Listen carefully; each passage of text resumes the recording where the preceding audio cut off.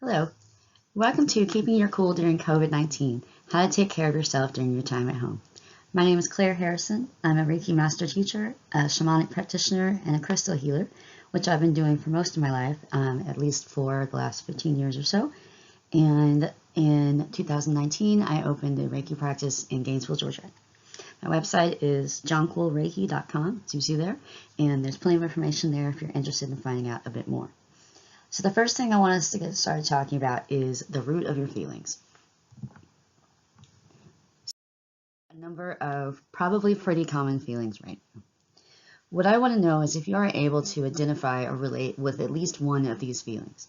If you are, keep that in mind as we go on to the next page. This is a diagram that's called the feeling wheel. This is used a lot of times in support groups, therapy groups, individual therapy, things like that. And you may have seen this before.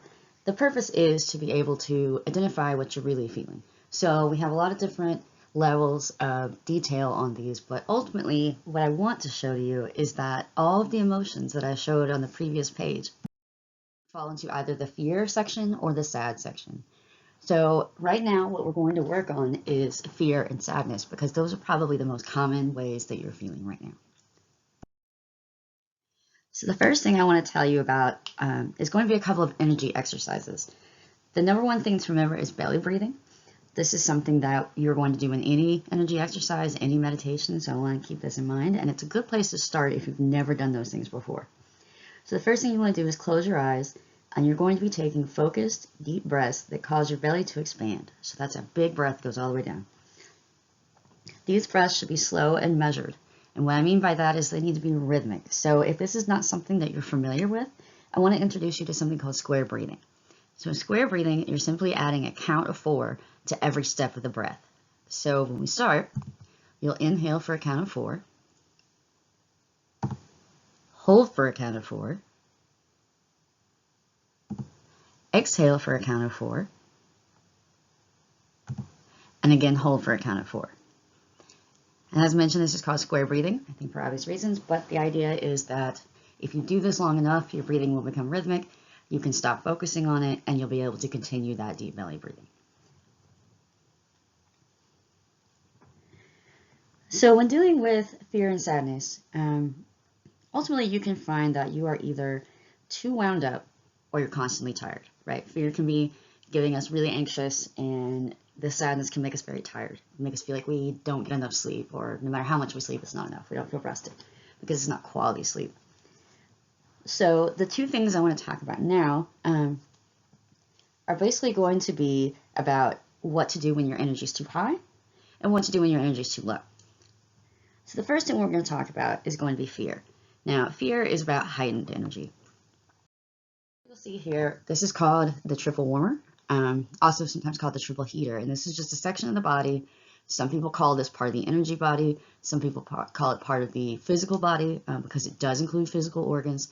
But ultimately, all of that kind of comes down to traditional Chinese medicine. So we're just going to talk about that a little bit. The purpose of the triple warmer is to regulate the body's temperature. It's involved in breathing, digestion, and elimination. And as such, it is where fight or flight happens. So when you have a fight or flight response, it affects your breathing, your digestion, and your elimination. So you can see why this would be the center of your fight or flight, because everything in that moment comes into your core. You start breathing heavier, you might get an upset stomach, you get the idea. And you even might feel your fingers or toes start to go numb. That happens when you're in fight or flight, which means all of the non-essential systems have been shut down. So what can you do when you start feeling this? Because it may feel very disconcerting, although it's not dangerous to you. What you can do is called the calm down exercise. You're going to place your dominant hand on your forehead, your other hand on the occipital ridge on the back of the head. That's just the top of your neck, the base of your skull. And you're going to hold this position while doing the concentration on the belly breathing. If you can do that, you will find that this helps you to calm down. The reason that's given for why this works is that the triple warmer also has a meridian attached to it, and the top of that meridian is in your neck, and the bottom is in your left ring finger. So by doing this exercise, you are directly impacting the triple warmer, and it should help you to feel more calm. The other one I want to talk about is going to be what happens when your sadness is taking forward and you're mostly too tired all the time. You feel like you don't have any energy, you don't know what to do. So we're going to work on the crown chakra. And as you can see in this diagram, it's just above the top of your head. It is the spiritual center of the self, and it is ultimately where you're going to receive access to the higher source. So whatever you consider to be your higher power, your divine source, it's coming down into your body from your crown. So at this point, what you want to do is put on top of your head and simply hold this while you do the belly breathing. If you can visualize, you want to visualize basically energy is whatever color you want it to be coming into your head and flowing down through your body as if you were standing in the shower. And this should help you to feel a little bit more awake when you're done. So those are just a couple of different ways that you can do things in the moment when you're really feeling upset about what's going on. You know, what can I do just right then to calm down? So that's that. And then the next section I want to talk to you about is self-care. So self-care has some myths and self-care has some truth. One of the biggest myths is that people think self-care is selfish. It's for people who have unlimited amount of time and money. Not true. Self-care can be as simple as showering every day and eating 3 meals. So it's about what keeps your body and yourself healthy. One of the things that people do instead of self-care is self-sacrifice. There are a number of different things, but this is the one I see the most often. So I want you to ask yourself, am I telling myself it's good and noble for me to suffer? Am I putting my own needs in the back burner all the time to help others? Because I think you're going to find that if that's the truth, then you will eventually burn out. I love that explanation. If you got my email earlier about putting your own oxygen mask on before helping others. I mean, that is really the ultimate metaphor, isn't it? If you don't take care of yourself, you can't help anyone else because you're eventually going to run out on your own. So I'll give you some truths. Self-care is a daily, lifelong practice. Even if you're doing simply what I said, sleeping enough, eating well, doing some exercise, those things are all self-care. But keep in mind, it also involves taking care of the whole self. That's physically, mentally, emotionally, and spiritually. So keep that in mind as we're going into it. We're going to talk about all those different areas. Ultimately, we'll find that physical self-care is the most obvious when getting started on self-care. So the first thing I'm going to tell you is that it's important to love your body. Whatever physical shape you're in, if you are dealing with a chronic illness or pain or anything like that, young, old, it doesn't matter. It's important to accept and love your body for the things that it provides to you every day. So keep in mind that your body is really a miracle machine. It does all kinds of things that we don't really understand. So just keep that in the top of your mind. Remember that even if you don't always love the body that you're in, it's important. It's something that you want to honor and cherish. The body is able to heal itself. This is something that if you work with me, Reiki, we've probably talked about before, because the truth is, no matter who you visit to help you with your healing, and no matter what treatments they suggest, the only real healer of your body is you. So keeping yourself healthy is paramount. Your body copes with potential hazards every day, and what you will find is that if there's some other reason that your immune system is not operating effectively, then your everyday hazards can become illness. So that's what you want to work on. You don't want to keep yourself so wound up that it starts to affect everything else. Anxiety and depression, grief, other illnesses, all those things can lower your immune system for a lot longer than you might expect. So just keep that in mind. The next thing I'm going to talk to you about is mental self-care. Mental self-care is going to be about keeping yourself, your mind clarified. So your consciousness is something we can define as your thoughts controlling what your reality becomes. So your thoughts are energy. They constantly create your reality. And what you think about yourself is what you become. How you view life is how it will ultimately unfold for you. If you've ever heard people talk about having a negative view could be a self-fulfilling prophecy, this is what they're talking about. If you constantly expect negative, that's what you will get. Now, I'm not talking about the law of attraction. I'm just saying your thoughts are energy, so you want to take care of yourself that mentally as well. We should also consider the power of words. The words we say to ourselves about ourselves have an effect on our health, whether that's positive or negative. If you say good things about yourself or you think good things about yourself, then you will find that you are in better health because your immune system isn't being damaged by that negativity or the fight or flight response that you can get into if you're in constant stress. I would say practicing positive things about you. If you feel strange, talking positively about yourself to friends and family, if that's not really you, you might try doing this in private. So before bed, saying some affirmations or talking to yourself in the mirror in the morning, telling yourself what you like. All those things, even if no one else hears it but you, they're important and they will affect your mental state. So keeping in mind, you want to be as kind to yourself as you would be to a close friend or family member. And my last state on mental self-care is to tell you that you don't want to own or become what is affecting you. If your feeling is anxiety, then some people say, I've got anxiety, I am mentally ill. I've got anxiety is owning it, and I'm mentally ill is becoming it. You don't need to do either of those things. What you might say is, I feel anxious, but I know I am taking care of myself in the best possible way. So that's what I mean about being kind to yourself and not trying to absorb everything that's happening. Moving on. We'll talk about where your emotions come from. Ultimately, they're an internal reaction to an external event. This is why different people react in different ways to the same situation. What that means is our emotions are occurring when our physical sensations or feelings are filtered through our own beliefs. And this is when we begin judging ourselves and our actions, whether positive or negative. So you want to make sure that you're not actually adversely affecting yourself by putting a harsher judgment on yourself than you really deserve.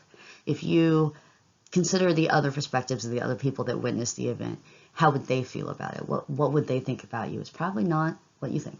So keep that in mind. As far as handling negative emotions, because they do happen, what I want you to keep in mind is that repressed feelings become blocked energy, which can then become ailments. Okay, so that can be an emotional ailment, a physical ailment. It doesn't matter. The point is, if you repress your feelings, you're going to cause yourself greater problems in the future. When you allow yourself to express your feelings fully, it creates free-flowing energy and thereby creates emotional and physical health and well-being. So what I mean by that is, if you constantly repress your emotions, you're eventually going to blow up. Okay, that's how it works. So if you have anger going on, you want to find out a good way to safely release it. You don't want to hurt anybody. You don't want to hurt yourself. You don't want to destroy anything. Those are all unhealthy ways to deal with anger.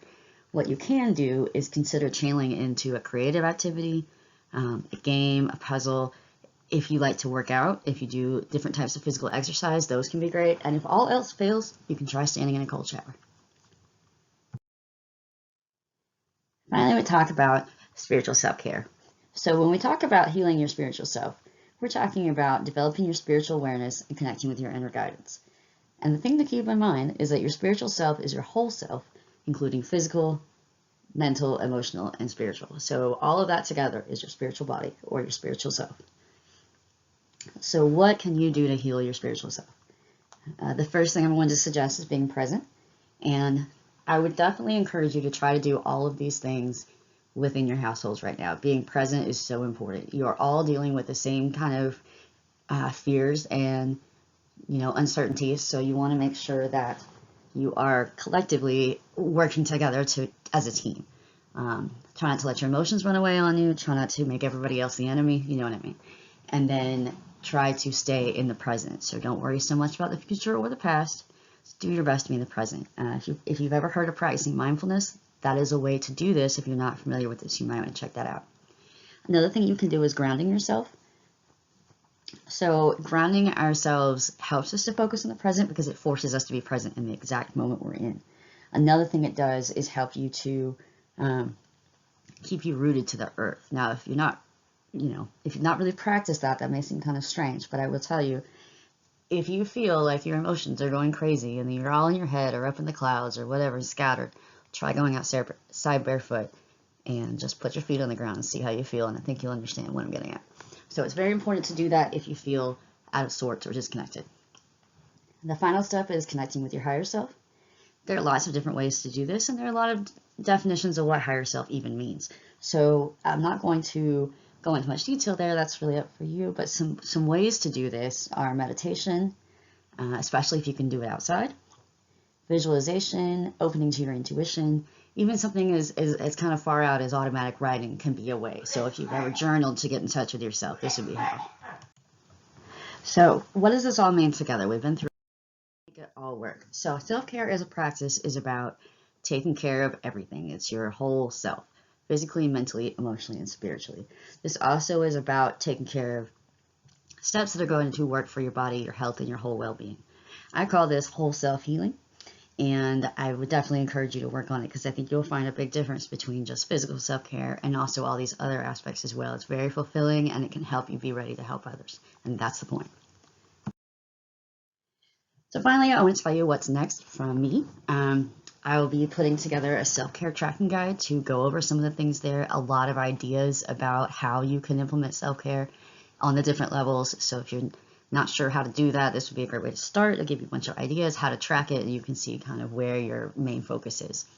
I'm also going to do a 30-day whole self healthy challenge on Instagram, which is just that. There'll be different aspects of the self that we'll be working on every day, and we'll do it as a community as a 30-day challenge. So that'll be coming up soon, so keep in mind that keep out an eye for that. And the next thing I have on my list is a chakra checkup. Hard to say. It'll be a PDF as well. All of this will, of course, be free downloads. And it's going to be a self-test to help you determine how your chakras are doing, but not in a way that you might see from other tests that you download, because most of the time they just want to say if you're in the range of this to this, it means this. But I'm not going to have you look at it that way. It's going to be a little bit more intuitive, a little bit more to help you realize how the chakra system as a whole is working, and also if any individual ones need special work. So those are the things coming up.